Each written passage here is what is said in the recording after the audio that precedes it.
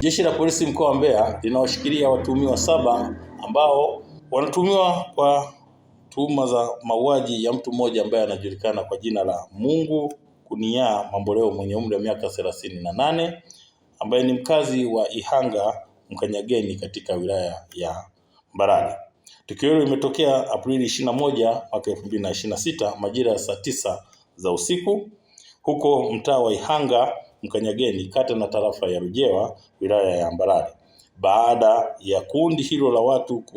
likiongozwa na Samuel Yohana maarufu kwa jina la Fagu mwenye umri wa miaka 22 mkazi wa Ihanga kuvamia kambi ya kufugia ng'ombe iliyopo mtaa wa Ihanga Mkanyageni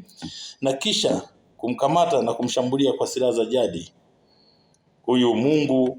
Kuniyaa Mamboleo na kusababisha kifo chake. Kufuatia tukio hilo, Jeshi la Polisi mkoa wa Mbeya kupitia askari wake wanaoweza kuchunguza matukio ya mauaji walianza msako mara moja na kufanikiwa kuwakamata watuhumiwa wote 7 waliohusika na tukio hili ambao ni Advero Sangudi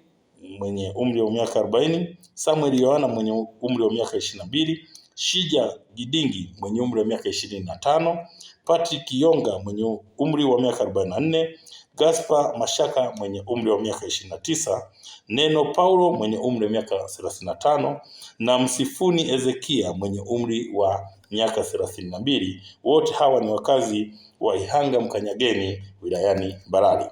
Uchunguzi wa awali umebaini kuwa chanzo cha tukio ni kujichukulia sheria mkononi kwa kumshambulia na silaha za jadi na kupelekea kifo chake, baada ya kuona kwamba huyu marehemu ameweza kuwadhibiti wasipate nafasi ya kuiba mifugo iliyokuwa hapo kambini. Upelelezi unakamilishwa